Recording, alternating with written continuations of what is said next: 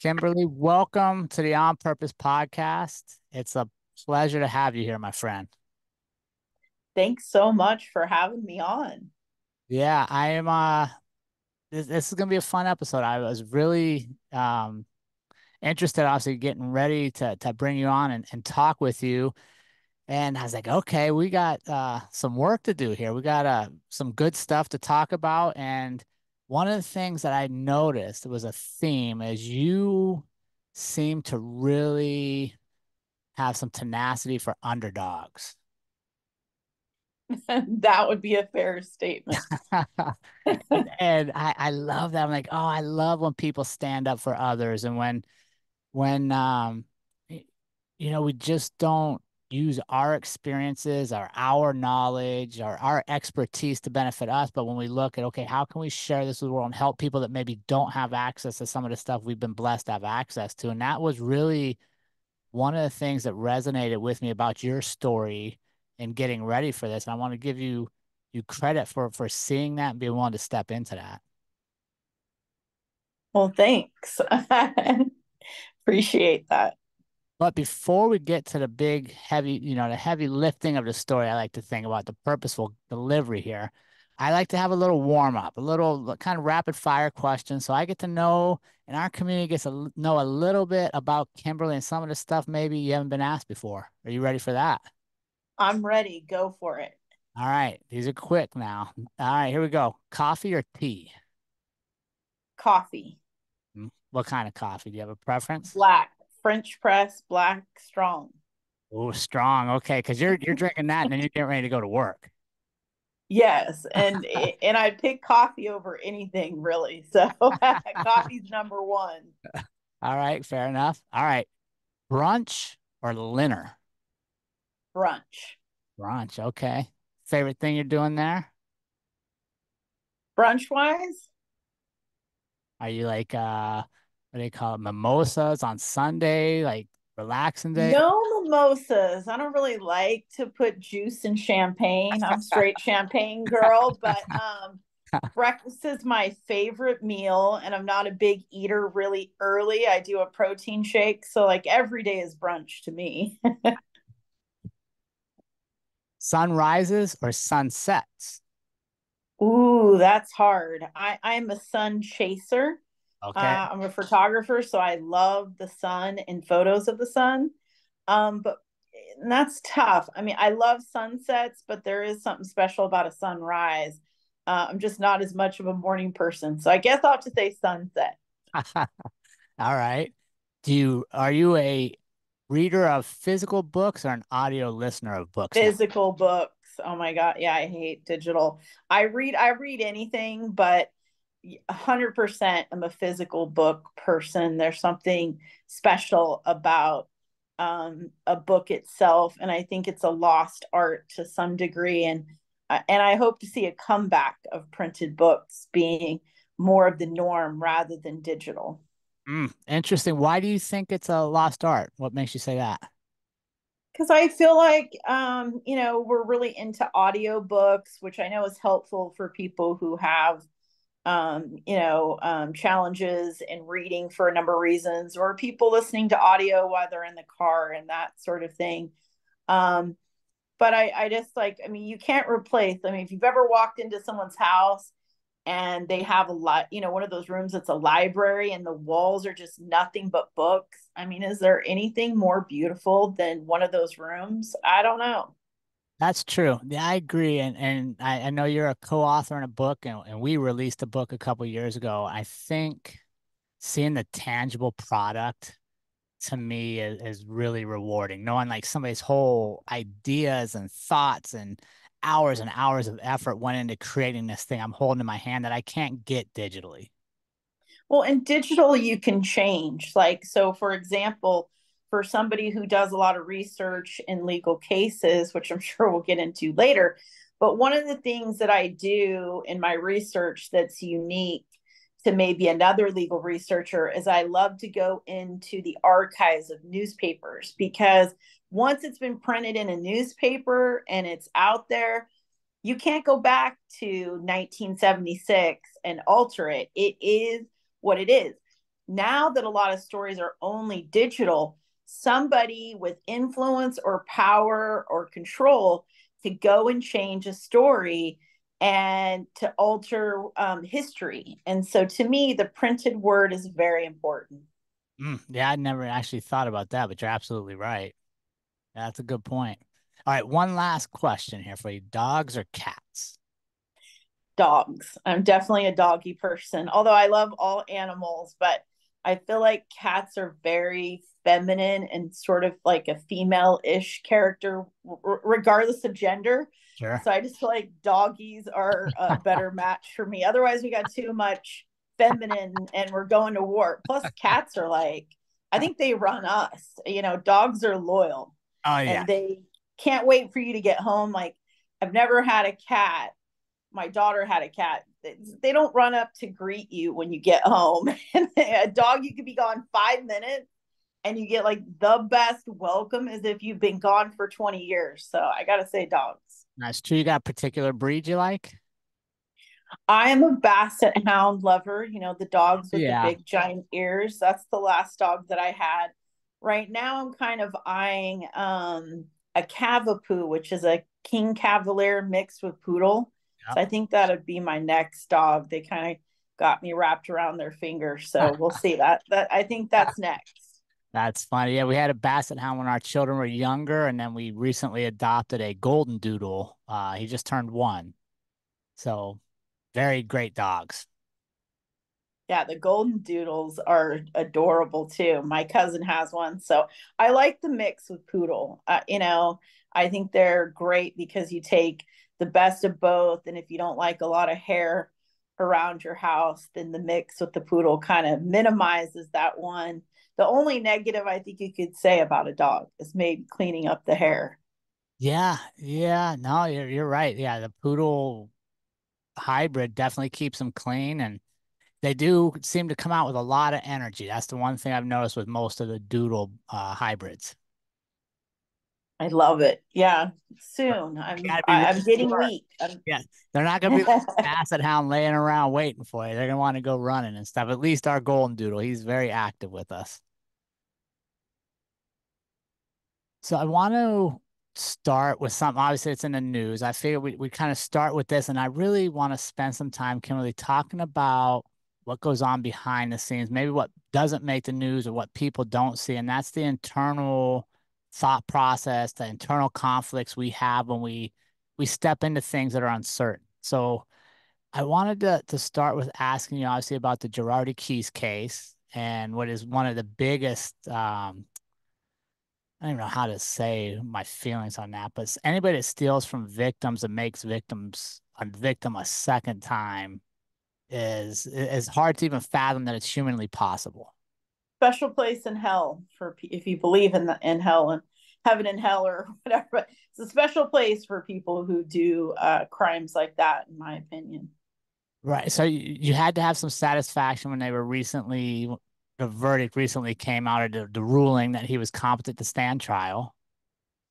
Yeah. So what didn't make the headlines and probably was a good thing for me at the time for say is that I did testify to one of the government's experts against Girardi in his competency hearing. I didn't have to testify in the hearing itself, but through the experts. So that was probably lucky for me too, not to have that sort of pressure. But the judge did quote me in the ruling of ruling him competent, and it was probably the most important time that I've taken a stand in my entire career in my life because to me it was very important that the victims of Girardi and Girardi Keese to get a chance at justice that he would have to stand trial for his crimes. Mhm. So it was just very important to get it right and to do the best job that I could. And I was the only person that knew him personally that testified against him.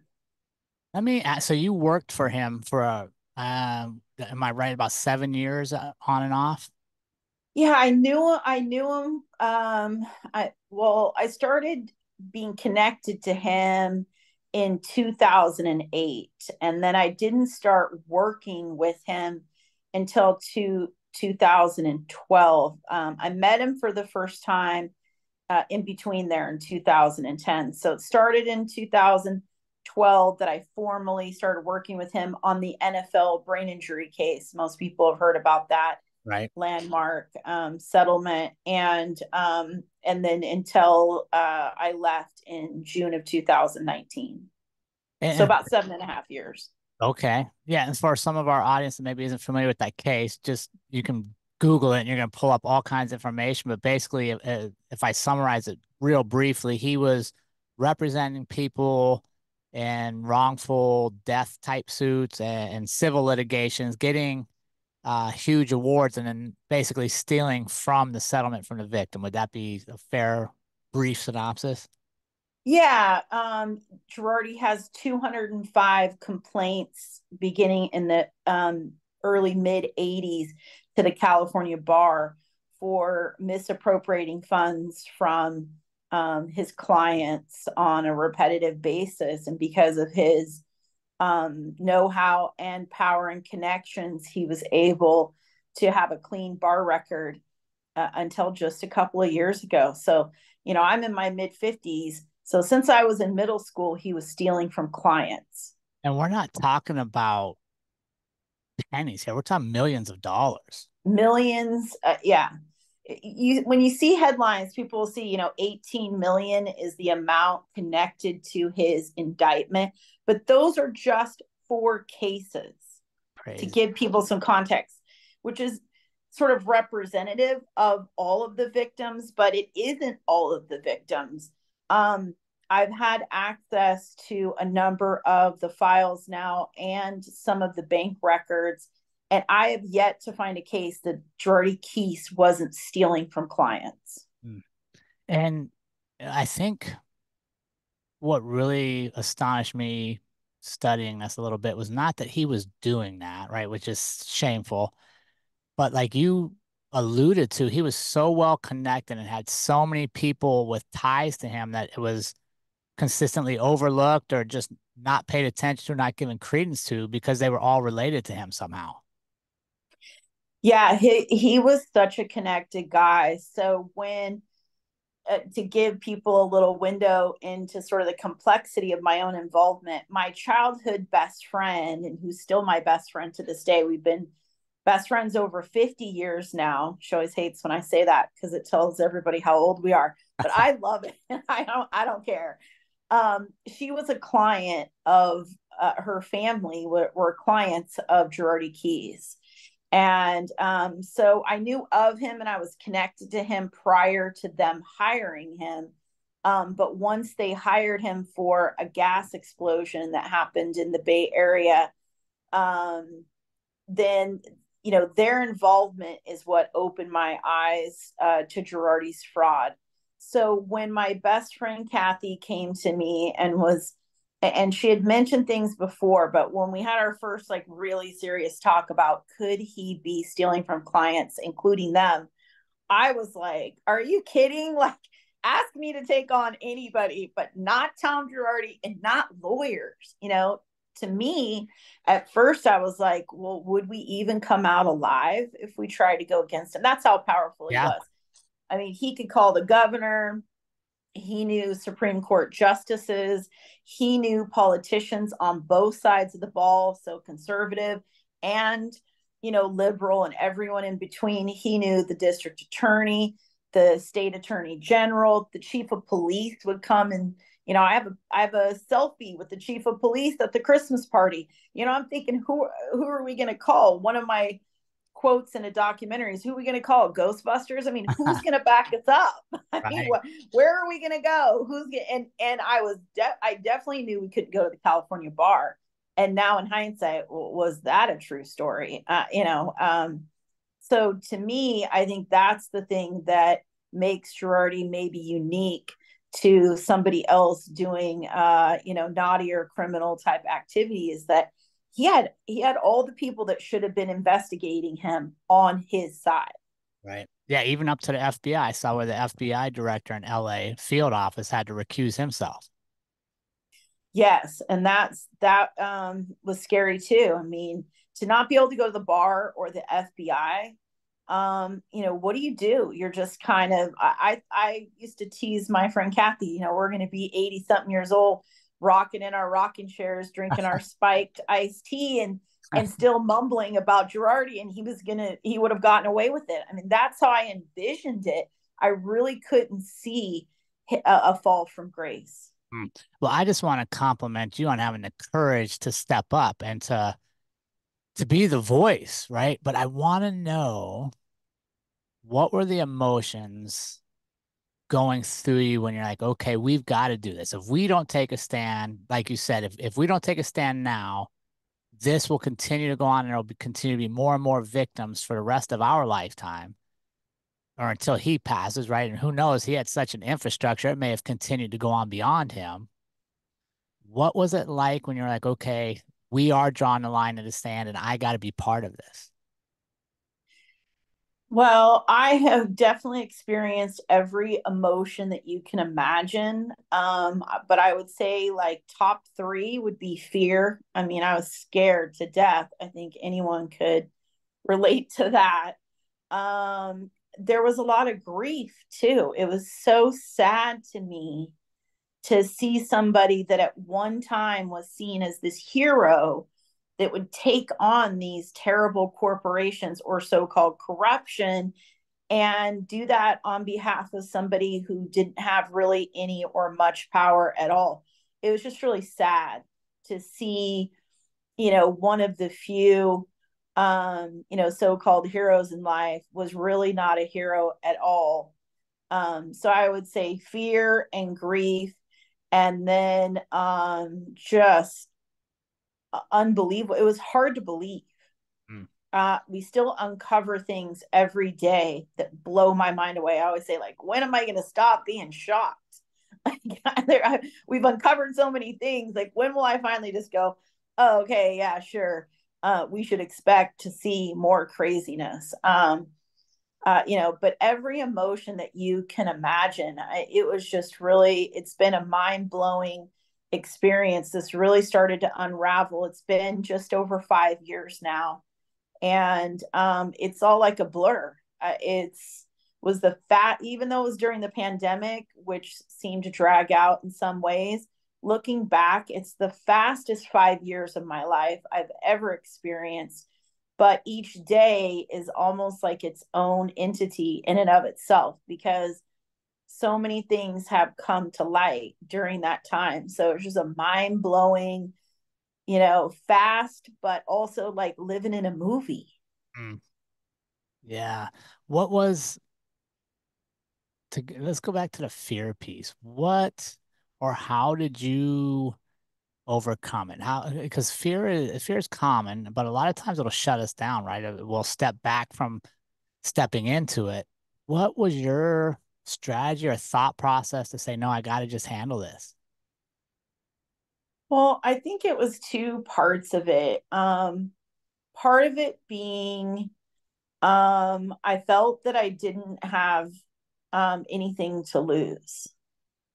Um, and then the other part was really friendship.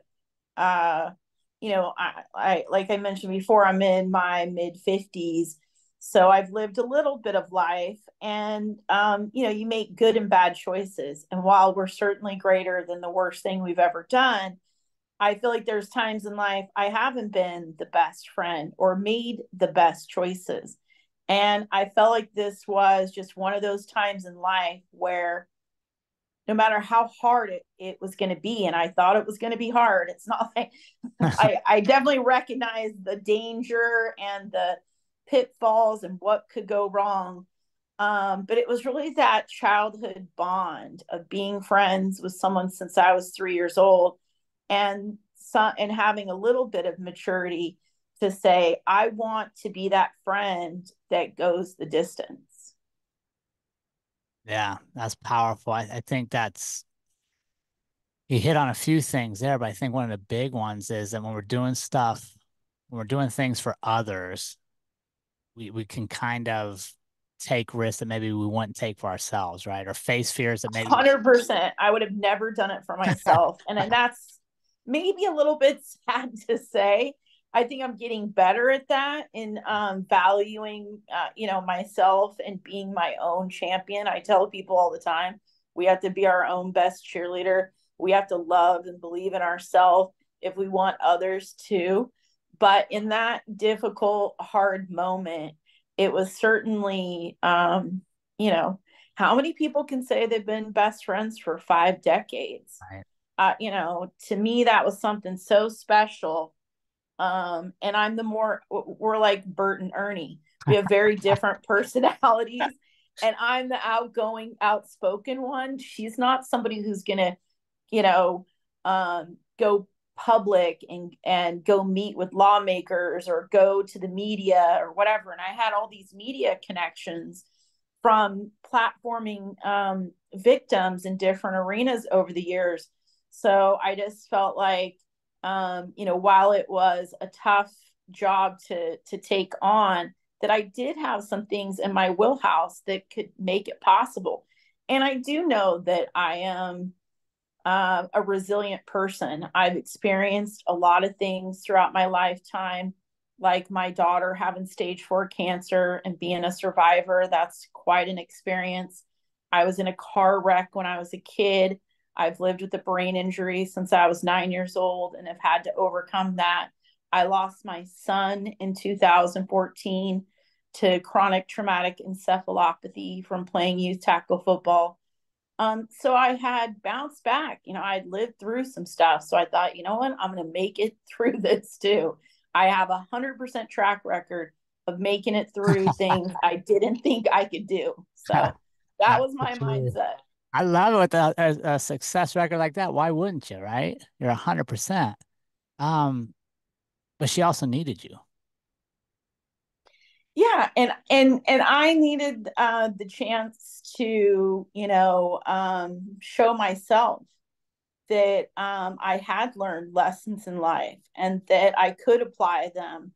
And so it was a very give and take sort of thing. Mm. Like she needed me and I needed her for different reasons. Yeah. I'm always I love when I see whether you call it like God or the universe, however you like to phrase it, or whatever context, when things come together and you're like, okay, this came together at this time because it was meant to be. Like we were meant to be here. We both needed something from this. We both had something to give. And I think at times maybe we don't pay enough attention to those moments. Or Definitely not. I think for her and I, we had something that was really unique. When we were 10 years old, there was like this trend going around. So, imagine we grew up in this little small town in Northern California that I always tease is more like being from like a small town in Arkansas than California, because this is a little country town. And there was a little trend going around called blood sisters, where you would poke your finger and rub your fingers together. yeah. Well, we did this, but I was always kind of a quirky person. And so I wrote up a contract and we had 2 copies. And we signed them. We had a witness. We had 2 witness lines, but apparently we could only wrangle up one neighborhood kid to witness our ritual or whatever. And so we each had this contract, and hers burnt in the fire, but I still have mine, the original from 1979. It has the pin that we poked our finger with and the Band-Aid that I used to cover my little wound that I created for our bond. And so, we always tease that we're here by contractually binding agreement from 1979. So don't mess with us. This is Uh, legit. so you were always headed towards some kind of a legal profession, then, even as a young person. Yeah, probably so. Yeah. Yeah. Yeah, At least an advocate of sorts, or, yeah, yeah.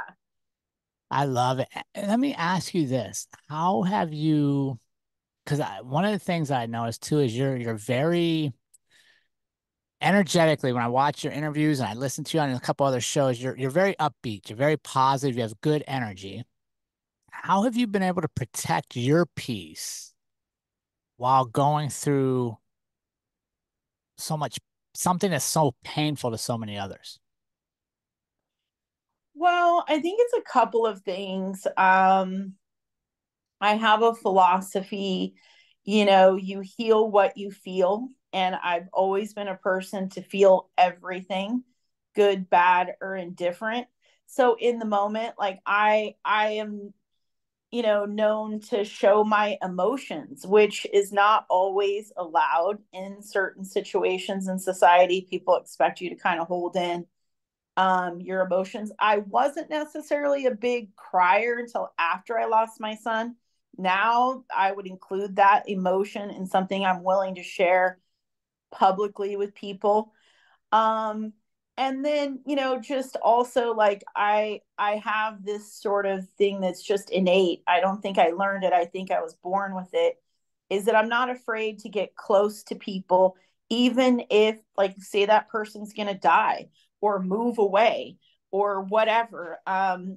Relationships and situations aren't always for a lifetime, and I'm willing to recognize the value of that moment, even if the moment's not going to last, forever. So I feel like those two things or what have gotten me through. And it did take a pretty big toll on me, leading up to right before this kind of all went public 5 years ago.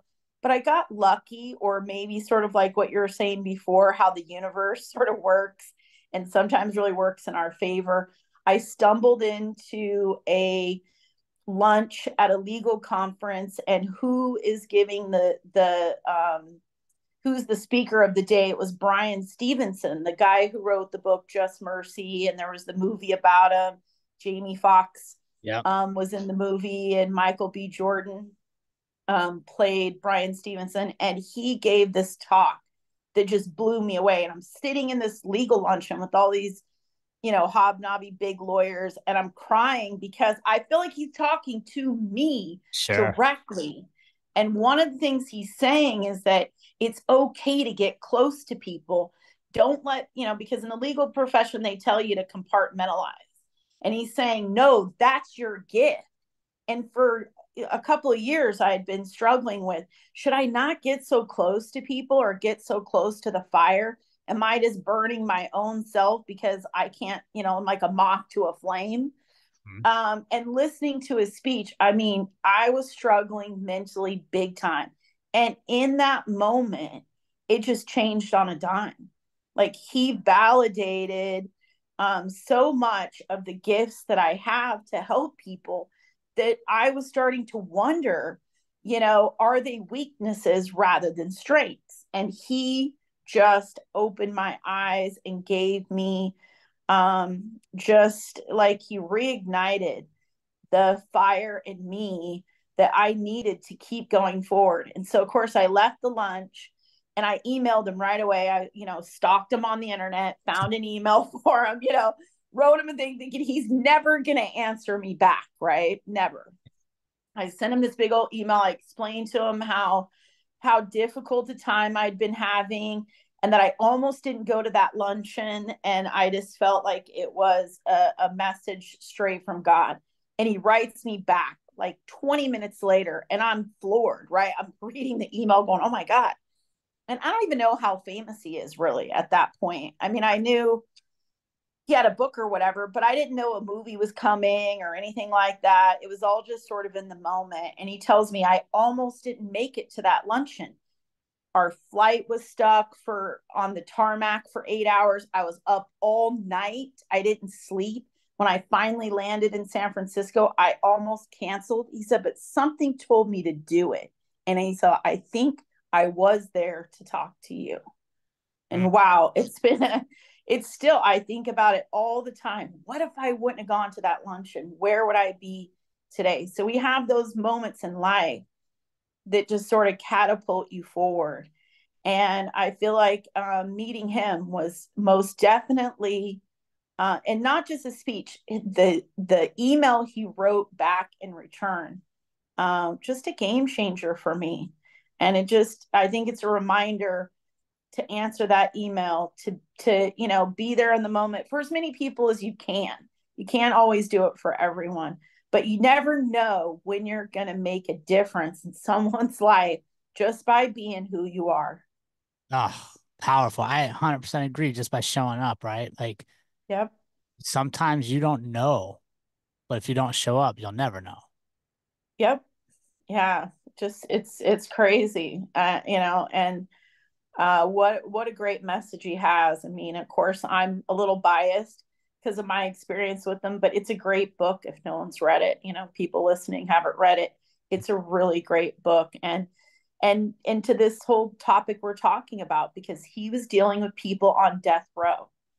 And that's what really caught me, is that if this guy can help people who are on death row, and when he's not successful, they're killed, they're executed, and keep going, okay, I can do it too. I can do this.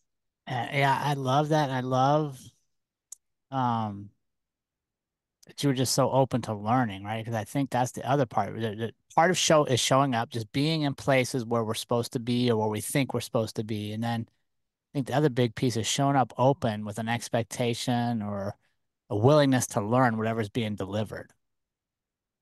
Yeah, I think being a lifelong learner and enjoying learning new things. I've done different jobs or had a lot of different hobbies that turned into things. Like, people tease me all the time when they get to know me a little bit. What haven't you done? Oh, there's a lot of stuff. Don't worry, I got a ways to go.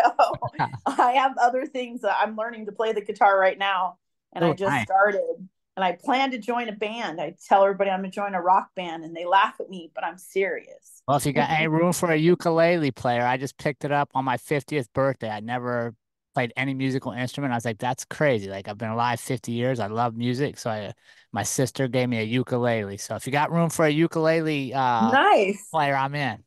We'll start a band. I only know like 5 songs, so it's gonna be a short tour because I know 5 songs. I know a couple of chords so far. That's it. I'm not good enough to play in front of anybody. But I've told myself I'm going to start dedicating. I've now put it on like the to-do list. So now it's a daily thing, because if you spend even 20 minutes a day on something, you'll be 95%, better than 95% of the people around you if you'll dedicate 20 minutes a day. And you're 100% better than you were before that 20 minutes. For sure. Yeah, yeah. Right. Exactly. I I mean, I just love being able to talk with you, and that's probably one of my favorite things about this show is getting to meet people through the joys of technology that maybe our paths hadn't crossed in real life, but we're crossing now for a reason. But I don't want your story to be all about this case because I'm like, there's so much I want to be able to share with you. And one of the things that I was intrigued about is when did you first notice you had a tenacity to fight when maybe others would stay silent about something that was wrong around them? As long as I can remember. Like, So, like I was six that years kid in old? school. I was that kid in school that, if they picked on a kid, let's say there was one girl that I always think about. She had, the big headgear braces, remember when they would do Oh, that to a kid, which I think is so mean. They I should have came up survived. with another way to fix someone's teeth. Oh, But she had the big old headgear, and she had like Coke bottle glasses. And we were in middle school by this time. Um, but I went to the same school from kindergarten through high school, so everyone knew me.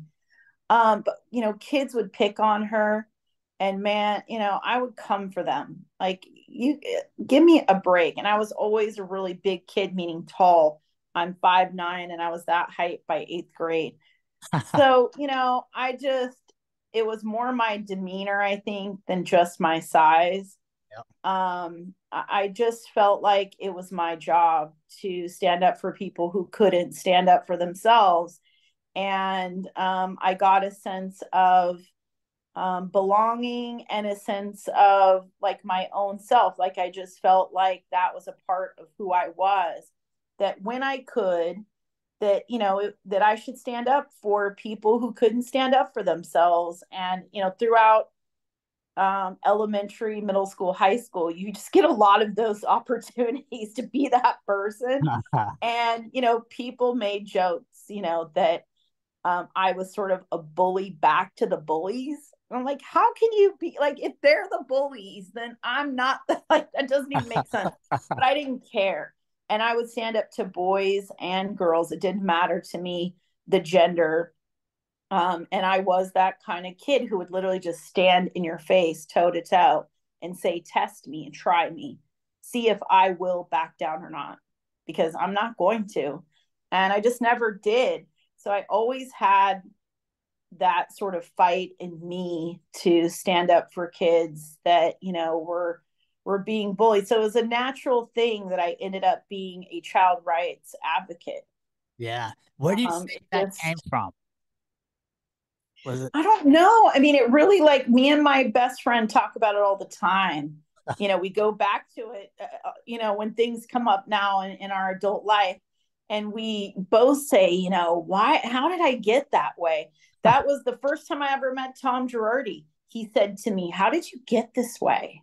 That Really? was his question to me. And it was such a weird way he said it. I never forgot it. How did you get this way? Like, and that's why I say I just had to be born this way, because I have no memory of myself without that quality. I just feel like it was, destiny or my purpose. It was just a part of me to be that person, to stand up for, what I thought was right. Do you have siblings? I do. I had two sisters and a brother. I'm the baby. Oh, So maybe that was oh. part of it. I did get, the younger kid syndrome Yeah. kind of thing. And of course, older brothers, they can be a handful when you're growing up, because, they do what big brothers do. They tickle you to death. They chase you. They do, they make you play on teams where you're the youngest, the smallest, the least likely to be good at it, in that sort of thing. So Yeah. he probably built me up too, to be that, person that would stand up, for others. So probably being the youngest had a little bit to do with that, for sure. What do your siblings say to you now that you're doing so well fighting for so many? It's funny. Like, they don't, they're typical, like, family. Like, they already know how I am. I mean, like, uh, when people needed someone to call and, like, get a refund, or, deal with the school district for their kid or whatever, everyone calls me. So it's like, to them, they don't really see it as being like a national or a global thing, or to the level that it is now. They just still see you as the little sister, and that you're just doing what you've always done. So I guess that's probably a good way to keep somebody humble, is just, hey, I don't see you any different than I did when we were like 11, Right.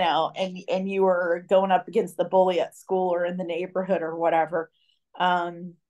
But I know that they're proud, especially of my stance against Girardi, and, stealing from people who are already victims when they came to him. I know that they're proud of that, and they're shocked. On Monday, the 12th, I have a new documentary coming out called Housewife and the Hustler 2 on Hulu. Okay. And the trailer came out already, and it's gotten quite the buzz. And of course, my quote is, don't be an asshole to victims, Mm. which is very on brand for me. so, so not talking, I said to the producer, I go, I said that? I don't remember saying that. And I Yeah. said it, I was swearing. Anyway, I have a potty mouth, especially when I'm talking passionately about the rights of others that are, just being mowed over. I can get worked up about it. Yeah. Well, I'll be honest, I'm glad you do because it needs somebody with that kind of passion, with that energy, and with the courage to step up to give folks voices. You know, Yeah, people need a voice for sure. And that's there's nothing worse than being a victim and feeling voiceless. mm, To feel, it's one thing to feel sadness and to feel, frustrated and to feel powerless, but to feel hopeless. To me, that's the root of depression, the root of, where like suicidal thoughts come from, and some of the really dark mental illness stuff is when you feel hopeless. What do you have? Like, hope's not a strategy, but it's required for good mental health. You got to have hope. And so when someone stands up for you and gives you a voice or is the voice for you, you can now cling on to that hope and you can make it. Mm. Well, as our good friend Zach Mercurio, if you ever get a chance to read his book, The Invisible Leader, he's been on the show a couple times. He's got his PhD in purpose, the study of purpose and mattering. What he would say right there is that what you're doing is letting these folks that don't have a voice know they matter. Right? They at least matter to you. If they can't find anybody else they matter to, they matter to you. And once people start understanding they matter, then they can find hope and purpose and fight forward because at least they know one person cares about them. Well, I can agree with that for sure. That every person I've ever helped, I see them. I can see them where they're at. I can meet them where they're at, and I see their value and why they matter. And for a long time, we used to use the hashtag Kids Matter when we talked about child rights. And we say as a society that we love kids and that we want to protect them and all this stuff, but our policies and our laws don't really reflect that. I had someone recently say to me, I was trying to explain to him when I'd walk the halls of Congress, it could be really depressing because nobody seemed to really care about kids. And he said, yeah, kids don't vote. And I was like, that's like a stab to the heart. I was like, yeah, that's a very good point, but I really don't like where that goes. And so, yeah, our lawmakers have a difficult time seeing children's points of view as having value because they don't vote or they can't vote now. I would say, well, they can vote later though, and that could make a difference. And And hopefully they and have a long obviously that's the memory. long game. Right. Right. Hopefully they have a long memory to remember moments like that. Yeah, definitely. Let's talk. So you're a very visible spokesperson for cheer safety in sports, right? Through your daughters and your involvement in the sport of cheerleading, as well as the ongoing battle with CTE and really, I mean, I'm a lifelong athlete and I'm about your same age. So that's just something that we've really even started to recognize as an issue in what, the last 10 years, maybe? Yeah, so I had my 20-year anniversary as a child rights activist. So I started in 2003 and I was on an island all by myself. People said I was pretty crazy to have these big ideas. And I used to say, yeah, crazy good. I mean, whatever. You got to have some passion and gumption to take on like a topic that really hasn't been addressed in society. And so, yeah, my daughter got injured on her high school cheer team. She broke her arm. It was a double compound fracture. So both of her bones were sticking out of her arm, and she had to have a metal plate put in her arm and go through physical therapy and all this stuff. But what caught me is that I was a typical parent at the gymnastics gym where her team was taking gymnastics lessons for her sideline cheer team. And I'm writing my check like all good parents do for all the stuff that we do for our kids. Yeah. And I hear this crazy sound, and they're like, oh, that was your kid just got injured. And I'm like, what? I mean, the sound of her bones Uh, breaking, I will never forget. I go running over to her, and just what was shocking is what happened after that. They had no first aid kit, no emergency plan. No one really was jumping into action to know what to do. Thank God I was there. We cut up a piece of carpet and made a sling, and I picked her up and carried her to the car. Good thing I'm a strong person. Carried her to the car, drove her to the ER, and went from there. Well, the doctor saw it as child abuse, improper supervision. So it set off a chain of events that changed my whole life. So our insurance wouldn't cover it because it's child maltreatment, which was not. So I got to pay for all of it. Single mom. I worked 2 jobs. So I got to pay like 12 grand. This was in, 2003. So to pay all that money out of my own pocket was just outrageous to me. And for nothing to happen to the people who were the negligent supervisors seemed crazy. My daughter did not want to sue the school, which I honored her wishes, Sure. even though she was a teenager. But, it's also her life too. And I knew when she turned 18, if she wanted to sue, then she could. She'd have another chance as an adult to look at it different. And she still didn't want to sue. But by that time, I had, sold my company that I had at the time, and it had been like a full-time advocate for child rights. A friend gave me a book called Raising the Bar, which was the name of my company, Raising the Bar Fundraising. I did school fundraisers Okay. for schools and nonprofits. And it was all about how Ruth Bader Ginsburg, who wasn't a Supreme Court justice back then, had used litigation to further women's rights. And so I read the book and went, oh, yeah, I have zero. I'm not going to be a Supreme Court justice. I'm not an attorney. But I thought the idea of how she did it made a lot of sense. Like, we're going to need to use litigation to really change the rights of kids in sports. Mm. And I had coached and I had cheered. And so lo and behold, I realized, oh, well, I have the background to be an expert witness for kids in cheerleading because of my background. So I'm not an attorney, but I actually am a subject matter expert. Oh, wow. So I started working with attorneys on cheerleading injury cases as an expert, which led me to do both plaintiff and defense work. Not a lot of defense work because most defense lawyers just don't call me. They don't think Huh. that I'll help their side per se. But some do. And if the coach has been wrongfully accused, of course I would be their expert. That's not fair either. I'm all Sure. about being fair.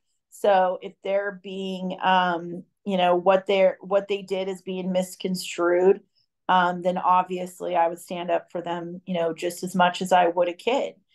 And that just sort of evolved over the years. And I've worked on a number of landmark cases. I think that one of the ones I'm the most proud of would be the case against US Soccer.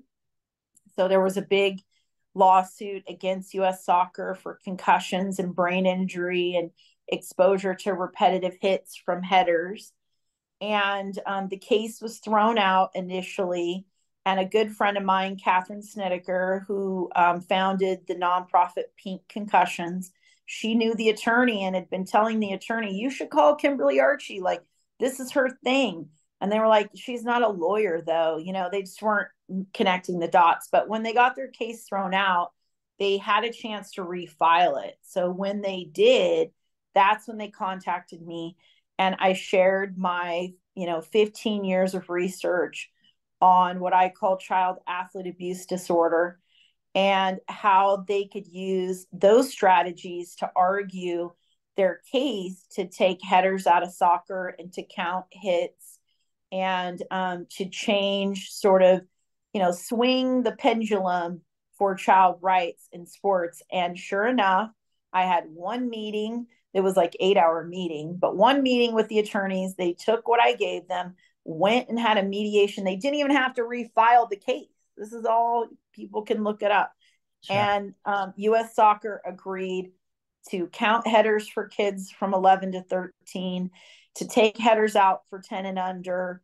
And they paid all the attorney fees and all the things to settle the case. And, now we have, we made history, really. It's been very influential in other cases as well. And it's set a standard that we shouldn't just count pitches in baseball to protect kids from repetitive Mm. injuries, because hits are greater than motion. I mean, all this argument about CTE and semantics and research and yada yada yada. I mean, let's just keep it simple.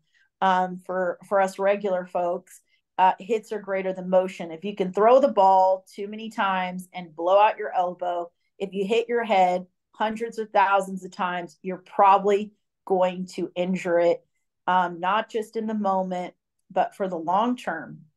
And the thing that I use to describe to parents to make it really simple, again, is just think of your kid's brain as a glass of water. And every time your kid takes a hit, a little water spills out. They take a big hit, more water spills out. How much water do you want in their glass when they turn 18? Mm. You want it to be empty? Right. We have to think about these things. We have to think about brain health for the long term. The brain is a lot more fragile than we wanted to believe.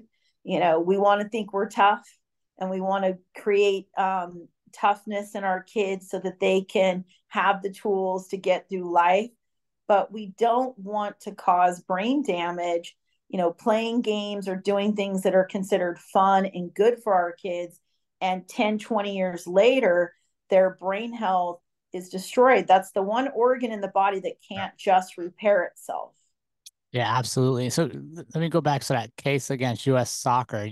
That was brought on by some families that um with the There, Thomas. there wasn't any injury. So the case was Okay. called Mayer versus U.S. Soccer. And it was an attorney who also was very involved in Okay. soccer and saw that, there were issues with brain health in soccer and it not being taken serious at the youth level.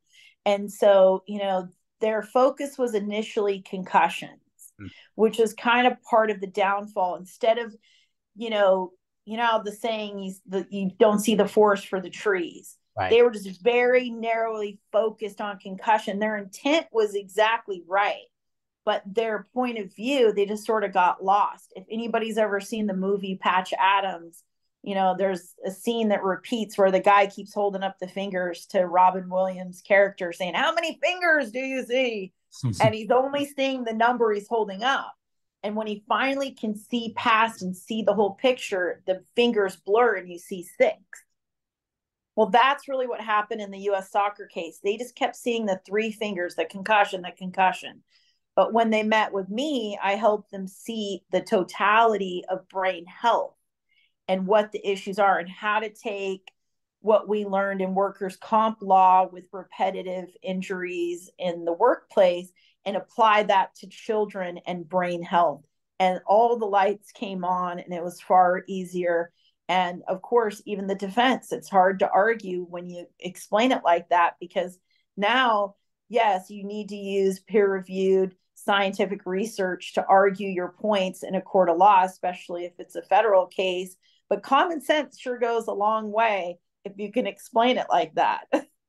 Yeah, absolutely. And I like what you were arguing there was a balance, right? Like sports are important for kids, but also the kids don't know the safety measure, right? They're little, they don't understand everything, and we have an obligation to protect them by creating safe sports. Exactly. Safe and age appropriate. It should be, the law is clear that we owe a special duty to children and that it should be reasonably safe and age appropriate. And this is where we get into the argument about tackle football. I don't think we should ban tackle football. I think we need to make football age appropriate for each age group. And, in the 50s and 60s, we didn't allow kids to play contact sports and we didn't allow them to play commercialized sports before the age of 12. That was the lobbying of the sports industry. And I found this out by looking at the old newspaper articles. Remember how we talked about that at the beginning? So we're Yeah. coming full circle. Amen. I read hundreds of newspaper articles from the early 1900s to the present, and I watched how it changed over the years. We were doing the right thing in the 50s and 60s, which is a pretty for Americans, when you look back at the 50s and 60s, that's like the Leave It to Beaver era. That's kind of gives us all like warm, fuzzy Yeah. stuff. Yeah. That's all we're saying. And a lot of us want to go back to that in some senses, that we thought that was such kind of a golden era for families and that sort of thing. And we weren't allowing kids to be involved in the commercialization of sports. We wanted them to play and have fun. And like I always say, America loves sports, but we need to love kids just as much because they're our future. Mm, that's fantastic. Kimberly, it's been an honor and a very humbling privilege to have you on the show. But before I wrap up with you, I at least want to touch briefly on Paul's Ice Cream Company because when I read that and I saw what you were doing there, I was like, oh man, one, I love ice cream, and two, I love ice cream with a good cause. Yeah, who doesn't love ice cream? I don't know. If you don't like ice cream, I might judge you. That might be the one thing that makes me look at you a little like, really? You don't like Uh, any flavors? oh, What I about love it. vegan? What about, there's all different types of ice cream. So Yeah. yeah, Paul's Ice Cream Company started a couple of years ago during the pandemic. Like most people, we're trapped in our houses and people were baking bread and all kinds of stuff. And so I ordered an ice cream machine because I'm a pie maker. And I always wondered why I never made ice cream to go with these great pies that everyone loved. So I started making ice cream. And of course, I was like pawning it off on my neighbors and stuff to see what they thought. And they were all freaking out over this ice cream. And I'm thinking, wow, is it really that good? So I started doing some events for friends for free, just, for fun. It was like a hobby. And then I started going to this restaurant in my neighborhood and I started giving it out to people at the restaurant and to the owners. And they were like, you need to turn this into a business. And so the owner of the restaurant is called the Valley Inn and Restaurant and Bar in Sherman Oaks. It's the oldest restaurant in the San Fernando Valley here in Los Angeles County. It's been there 77 years, which is unbelievable. They made it through the pandemic, thank God. And they said, why don't you just have an event at our restaurant? They literally just, I tell her, you get all the credit or all the blame, one way, or whatever it is, it's all you, Right. because the owner of the restaurant said, let's do an event and you can have it at the restaurant. We'll open up the restaurant, during the time that we're closed. And you can do an event. So I picked National Ice Cream Day because why not? Yep. And then I named the company Paul's Ice Cream Company after my son who passed away, that was the chef, because it was his dream to own a restaurant. And I didn't think I would ever do that. So this was sort of my own little nod to his dream. And because I love a good cause, and so did he, that was a big part of who my son was just helping people. He would bring in stray animals and stop and help people who are stranded on the side of the road or give people rides, or he's just constantly doing that kind of stuff. So I thought, wouldn't it be fun if each flavor would be connected to a cause or a nonprofit? And if we did our events for charity. So while it's a business, the money we raise goes to charity. So we've done, for now, it's a pop up business that we do for charity events. And so people just contact me and say, will you do such and such event? You got it. If we can do it, we do it. So we've raised money for all kinds of different charities over the last year, and we're now planning our second annual National Ice Cream Day, um, which will be July 21st. And last year, we raised money for No Birthday Left Behind, which is a nonprofit that raises money to give birthday parties for kids who are unhoused, which, I mean, how much more like, I don't know. I don't know what a better cause that, there are a lot of great causes, but to me, especially in the day and age we're living in, no kid should go without a birthday and to feel special on their birthday. Talk about wanting to feel like you matter. Imagine not getting a cake on your birthday and you're 8 years old and you're in a homeless shelter. Yeah. To me, oh my gosh. So we will be doing it again for No Birthday Left Behind. And they're just a great cause. A young teenager started the nonprofit after volunteering at a homeless shelter. And she said to her mom and dad, did they get birthday parties like I get? And of course, they said no. And so she started a nonprofit. And now they have chapters around the US and they do hundreds of parties every month for kids who would not get a party at all. I love it.